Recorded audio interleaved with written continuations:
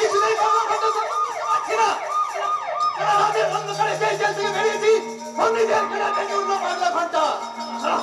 এতক্ষণে হয়তো jail police আমার সন্ধানে বেরিয়ে পড়েছে, কিন্তু না, আমার খোঁজ কিছুতেই পাবে না। আমি আমি জঙ্গলের মধ্যে দিয়ে ছুটতে ছুটতে একটা নদীর খাড়ির মধ্যে এসে পৌঁছে গেছি। এই সর্বনাশ, সারা পুলিশ তার দিকে যাচ্ছে। আমি এখন কি জানি, ওই খাড়িটা বেরিয়ে আমি ওই জঙ্গলের মধ্যে লুকিয়ে পড়ি।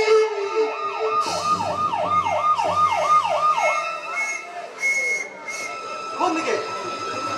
কোথা লুকিয়ে বললো? চোরের বাচ্চা পড়লো মুখে খুনি কয়েদিটা জেল ভেঙে পালিয়ে এসেছে। দেখতে পেলে আমি ওকে গুলি করে মারবো। ফেরারি কয়েদিদের তো কোনো হদিস পাওয়া যাচ্ছে না। আমার মনে হয় নদীর খাড়ি পেরিয়ে ওপারে চলিয়ে গেছে। ওপারে পালিয়ে গেছে? কি করে সম্ভব? কি আছে স্যার, ওই নদীর প্রবল বন্যায় নদী ফুলে ফেপে ঢেউ হয়ে আছে যে। চুপ করো, খুঁজে দেখো, এপাশ ওপাশ ভালো করে খুঁজে দেখো। স্যার, গাড়ির কাদায় পায়ে দাগটা কিছু পাচ্ছ? না স্যার। কোনো চিহ্ন টিহ্ন? না স্যার। ঠিক আছে, তুমি ওদিকটা যাও। Okay sir. কোথায় পালাবে সেই খুনি লম্পট করলো মুখার্জি? সে কি ভেবেছে জেল ভেঙে পালিয়ে গেলে শাস্তি থেকে রেহাই পেয়ে যাবে? মোটেই না। যেমন করেই হোক তন্ন তল্লাশি চালিয়ে ওই সমাজ বিরোধী লম্পটটাকে পুলিশ গ্রেপ্তার করবেই করবে।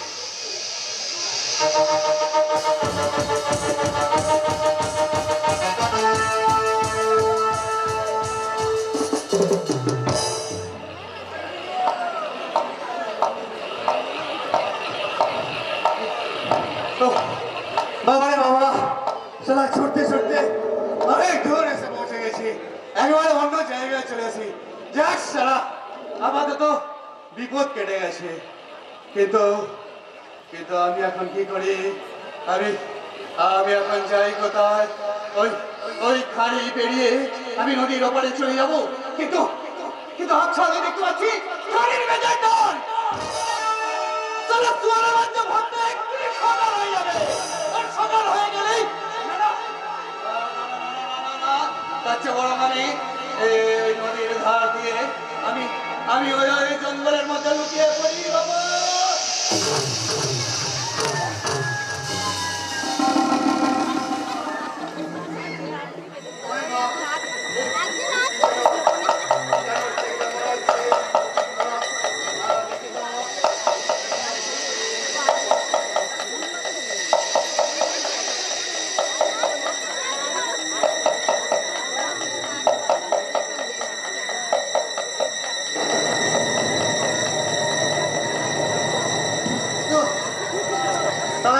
দেখছি একটা সন্ন্যাসীর লাশ মনে হচ্ছে। লাশের মুখটা আবার ঢাকা দেওয়া। দেখি দাও মালের মুখটা কেমন।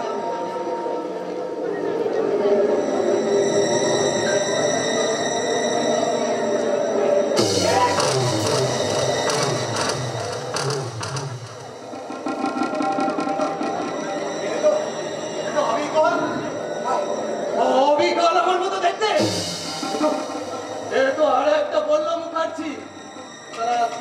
তারা শরীরের সঙ্গে জড়ানো একটা করে রয়েছে। দেখে দাও,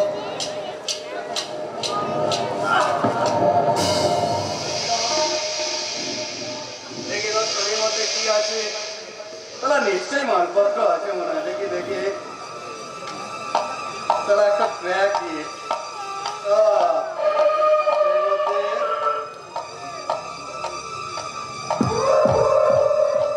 গীতা।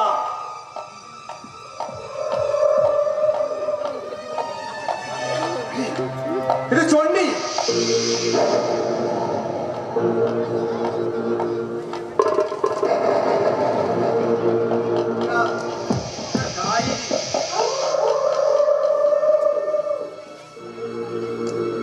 এটাও একটা গাড়ি। সারা প্যাকেটের মধ্যে ছিল বলে তেমন কিছু ক্ষতি হয়নি। গীতা চন্ডী আর ডায়েরি। দেখি দাও ডায়েরি গুলো কার নাম লেখা আছে।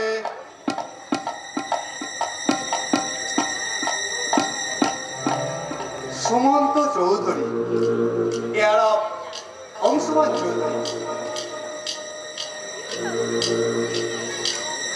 সুমন্ত চৌধুরী, বিখ্যাত শিল্পপতি অংশুমান চৌধুরী একমাত্র ছেলে সুমন্ত চৌধুরী।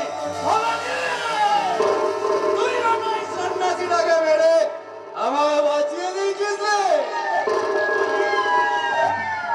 আমি এখন এই সন্ন্যাসীটাকে টানতে টানতে পারে তুলবো, তারপর তারপর আমার এই গায়ের পোশাকটা ওকে পরিয়ে দেবো। এরপর ওর সন্ন্যাসীর পোশাকটা আমি পরে নেব। পুলিশ জানবে পল্লব মুখার্জি মারা গেছে, আর নতুন করে বেঁচেছে অংশুমান চৌধুরীর একমাত্র ছেলে সুমন্ত চৌধুরী।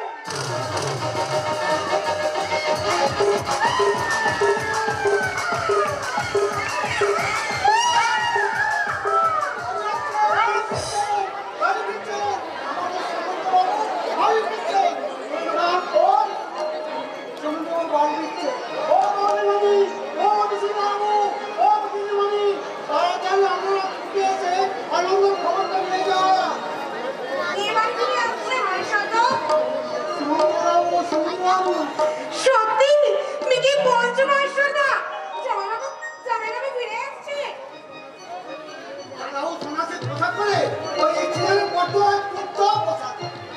কিন্তু তিনি যে আমার জামাইবাবু সেটা তুমি জানলে কি করে?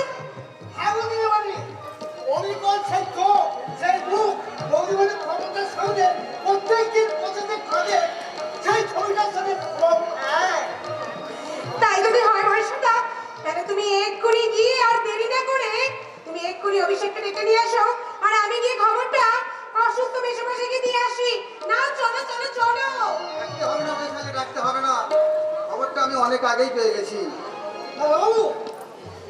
কথাটা যদি সত্যি হয় মহেশ্বর দা, তাহলে তোমাকে আমি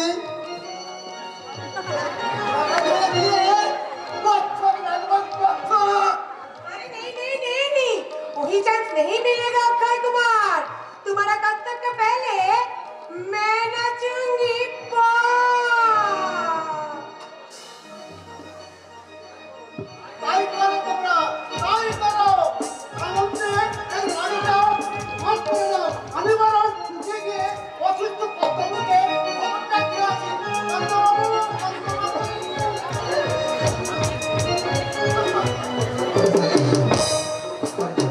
হচ্ছে। আরে বাবা, আনন্দের কথা তুমি পরে ভাববে। তুমি সবার আগে গাড়িটা নিয়ে গিয়ে জামাইবাবু যে স্টেশনে তাকে বটতলা বসে রয়েছেন সেখান থেকে তাকে এক্ষুনি নিয়ে এসো। আরে যাও যাও যাও। এই তো আমি যাবই বৈশালী।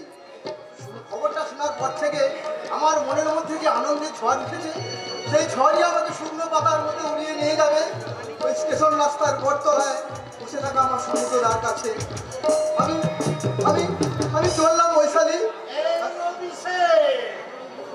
ওই চাকরের মুখে ভোজবাজির কথা শুনে ওই নৃত্য করে কোনো লাভ নেই। যা কলেজে পড়তে যা। বাবা, আজ আমি আর পড়তে যাবো না বাবা। আজ যাবো উঠতে উঠতে, স্বপ্নের শিখরে উঠতে। শোন শোন হতভাগা, স্বেচ্ছায় যে সংসার ত্যাগ করে চলে গেছে, আমার জামাই যাকে শত চেষ্টা করে এই সন্ন্যাসী করাতে পারিনি। গয়া, কাশী, বৃন্দাবন সব তীর্থের লোক পাঠিয়েও যার সন্ধান পাওয়া যায়নি, সে নিজে নিজে কোনোদিন পরে ফিরতে পারে না। পারে না? না, কখনো পারে না। ওসব আজগুবি গুজবে কান দিবি না। গুজবে কান না দিয়ে আমি নিজের এই চোখ দুটো দিয়ে দেখে যাচ্ছি বাবা। যা না, যাও গিয়ে দেখবি সন্ন্যাসী এসেছে ঠিকই, কিন্তু সে তো জাট্টু তো দাদা ওই সুমন্ত চৌধুরী নয়। তাই যদি হয় বাবা, সত্যি যদি তিনি কোনো অন্য সন্ন্যাসী হন, আমি আমি সেই দুটো জড়িয়ে ধরে বলবো, হে সন্ন্যাসী, আপনি আপনি তো ভারতবর্ষের অনেক তীর্থ ভ্রমণ করেছেন। আপনি আপনি কি কখনো কোথাও আমার সুমন্তদাকে দেখেছেন? অভিষেক, আপনি আপনি কি জানেন সন্ন্যাসী, আমার সেই হতভাগ্য সুমন্তদা কোথায় আছে, কেমন আছে? সে কি আমাদের কথা মনে রেখেছে, নাকি নাকি সব ভুলে গেছে, সব ভুলে গেছে সব? হরে কৃষ্ণ, হরে কৃষ্ণ। হতভাগা ছেলেটা আমার কাঁদতে কাঁদতে চলে গেল। তা কি করবে?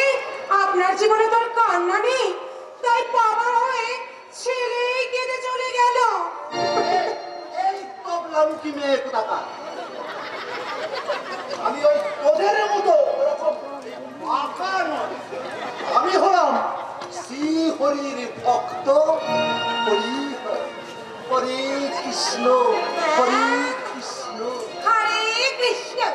না, আপনি ভালো করে শুনে রাখুন শ্রী হরিদাস, আমি যদি আপনার আগে জন্মতাম আর তখন যদি জানতাম আপনার মনের মধ্যে এত বিষ রয়েছে, তাহলে আমি মিষ্টি করে আপনার নাম রাখতাম বিশ্বহরি, বিশ্বহরি।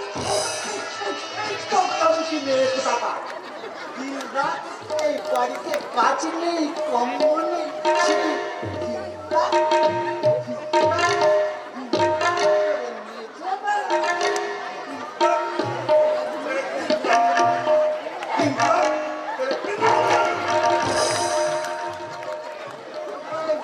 এই হতভাগা, এই সুমন্তদা ফিরে আসছে ভেবে দুটো একেবারে আল্লাহকে একেবারে হাত খানা হয়ে গেছে। কেন বাবা, তোমার যদি তত্ত্ব হচ্ছে? কৃষ্ণ কৃষ্ণ, কি বললি হতভাগা? উল্টে কথা বলবি? সুমন্তদা এ বাড়িতে তুলে দেওয়ার পর থেকে তোমার জামাই এ বাড়িতে আদা হয়ে বসে আছে, আর তুমি তুমি এখন বাচ্চা। দেখবি দেখবি তোর কানে মারবো টেনে একদম। কেন জানো মালো জানো, আমি সত্যি কথা বলছি বলে, আমি তোমার মতো 2 নম্বরই লোক নই বলে। কৃষ্ণ কৃষ্ণ, হরি কৃষ্ণ। তারা যাদের জন্য করি চুরি তারাই বলে চোর। হরিও তুই শুনেছিস আমার সুমন্ত আমার বাড়ি ফিরে আসবে? শুনেছি দাদা, শুনেছি। ওই সোনার পথ থেকে দাঁড়ানো আনন্দে আমি চোখের জল ধরে রাখতে পারি।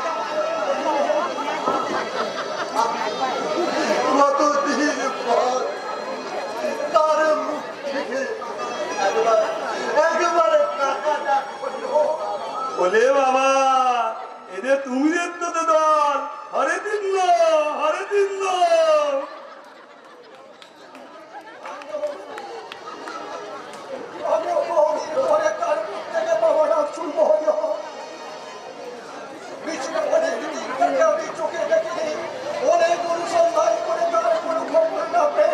আমি অসুস্থ হয়ে পড়েছি, আমি ভেবেছিলাম হয়তো আমি বাঁচবো না। বিছানায় শুয়ে শুয়ে ভগবানের কাছে ডাক দাও, যদি আমার একটা ছেলে সুমন্ত বাড়ি ফিরে না আসে, ঠাকুর তুমি আমার মৃত্যু দিয়ে ঠাকুর তুমি আমার এলো না দাদা, এলো না। তোমার দাদা তো বাড়ি ফিরে আসছে, তোমার দাদা বাড়ি ফিরে আসছে, তোমার দাদা। আশাই উচিত রে বাধব, আশাই উচিত। এই বৃদ্ধ বয়সে সব পিতার জীবনে সন্তানকে যে আক্রান্ত করে। তার ফেরার কথা বলছেন জ্যাঠামশাই? সুমন্তদার কোনোদিনই বাড়ি ফিরবে না। ফেরে না জ্যাঠামশাই, ফেরে না। ফিরেছিল একবার যে সংসার ত্যাগ করে চলে যায় সে আর ফিরে আসে না। ফিরেছিল পুণ্যবত নিমাই সন্ন্যাস ত্যাগ করে পুরী ধামে চলে যাওয়ার পর একদিনের জন্য সচিব মায়ের কাছে এসেছিলেন। কিন্তু সচিমায়ের সঙ্গে দেখা করে তিনি আবার চলে গিয়েছিলেন, ওই বিষ্ণুপ্রিয়ার দিকে ফিরেও চাননি। কিন্তু বিষ্ণুপ্রিয়া যদি মোহত্যাগ না করতেন ঠাকুর জামাই, তাহলে নিমাই কি পারতেন বিশ্ববাসীর কাছে শ্রীকৃষ্ণ চৈতন্য হতে? বাবা, কাকা, আপনিও শুনুন ঠাকুর জামাই, আমি কিন্তু বিষ্ণুপ্রিয়া নই। আমি এই চৌধুরী বংশের গৃহবধূ উজ্জয়িনী। আমার স্বামী ফিরে আসার কথা যদি সত্যি হয়, তাহলে কিছুতেই আর আমি তাকে গৃহত্যাগ করতে দেব না। তাই তো বাবার কথা মতো এও স্ত্রী হয়েও আমি মা কালীর মন্দিরে আমার সিঁথির সিঁদুর বন্ধক দিয়ে এলাম।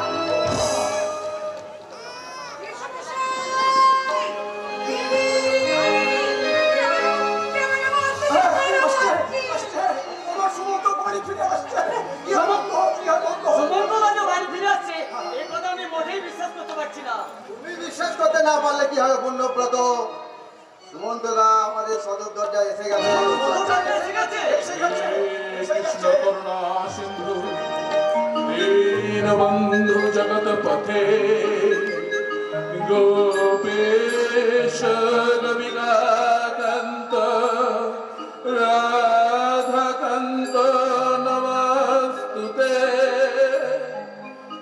ভজ গোবিন্দন ভজ গোবিন্দন গোবিন্দং ভজ মুহুরমতে লো গোবিন্দং কহ গোবিন্দং গোবিন্দং ভজ মুহুরমতে হরি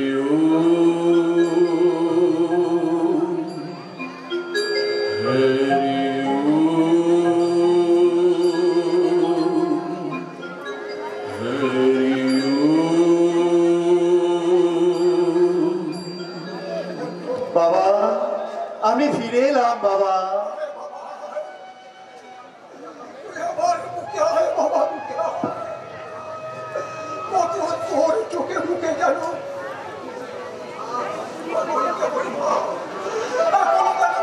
দেখতে পাচ্ছি না রে বাবা। ঈশ্বরের ভাবনা যে এখনো কাটেনি বাবা।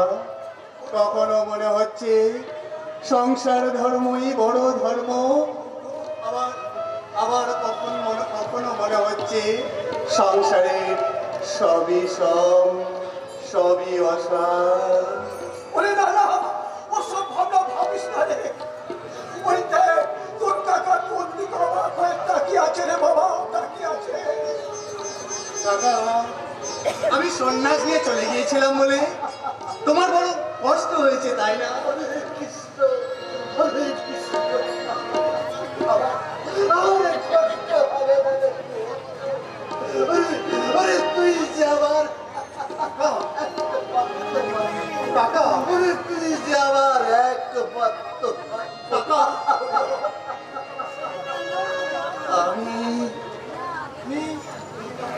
তুমি আমাকে এখনো চিনতে পারলে না দাদা? আমি তোমার ভাই। অভিষেক, অভিষেক রে অভিষেক, আমার ঈশ্বর চিন্তা তোদের সকলকে আমার কাছ থেকে অনেক দূরে সরিয়ে দিয়েছিল। জামাইবাবু, আপনারা কিন্তু আপনাদের গেরুয়া আলপনা পোশাকটা কিন্তু এখনই খুলে ফেলতে হবে। খুলবো বৈশালী, একবার যখন সংসারে ফিরে এসেছি আবার আমি সেই আগের মতো পোশাক আশাক করবো।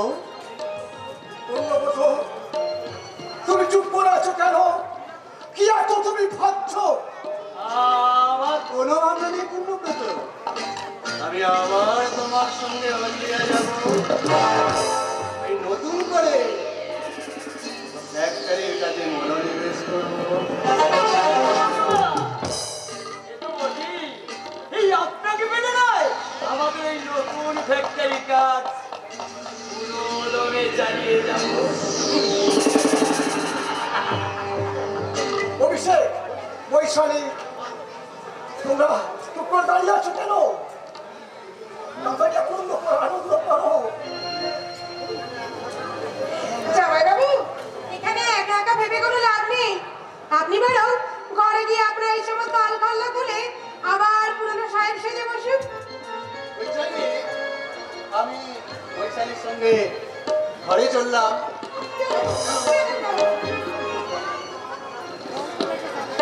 কি হলো মহানগরী উজ্জয়িনী?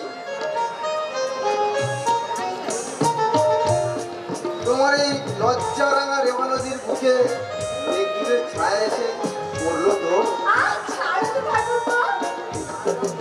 লাইলার মোহব্বতের কাদের মজনুকে ধরা দিতে হলো তো জানি না যাও।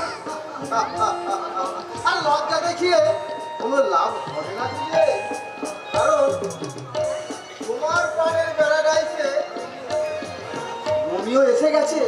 ওদের দেরি না করে দাদার কাছে চলো। ঠাকুরপো, এসো বৌদি, তাড়াতাড়ি এসো। কতদিন পরে আজ তোমার মুখে আমি হাসি দেখলাম। ওই হাসির সঙ্গে তোমার ভালোবাসার বাকি ছবি মেলাতে তুমি দাদার কাছে এসো বৌদি, তুমি দাদার কাছে এসো। যাবো যাবো তো বটেই। নদীকে তো সাগরের কাছে যেতেই হবে, ঠোঁটটাকে তো ফুলের মধু খেতেই হবে। এতক্ষণে হয়তো তার পোশাক আশাক বদলানো হয়ে গেছে, সে নিশ্চয়ই আমার জন্য অধীর আগ্রহে অপেক্ষা করছে। হ্যাঁ, আমি যাব দীর্ঘদিন ধরে বন্ধ হয়ে থাকা তার ভালোবাসার দুয়ার আজ আমি খুলে দেব। উজ্জয়িনী বৌদি,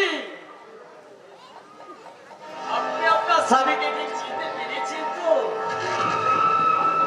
কি যে বলেন ঠাকুর জামাই, আমি ভালো করে তার দিকে চাইতেই পারিনি। বেশ ভালো করে দেখবেন বৌদি।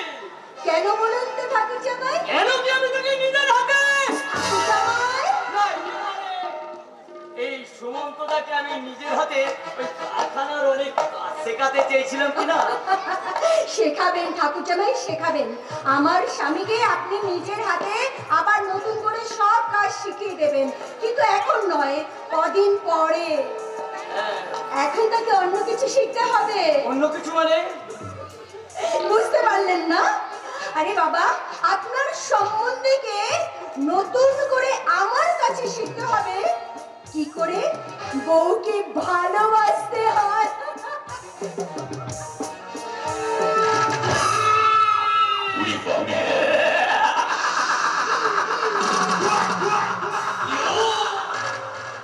উজ্জয়িনী বৌদি, এই হাসি তোমার জীবনে ফাঁসি হয়ে দেখা দেবে। কারণ যাকে তুমি স্বামী ভেবে সব কিছু দিতে চাইছো, আসলে সে তোমার স্বামী নয়, সে আমার তোকে নিশ্চয় করা স্বামী।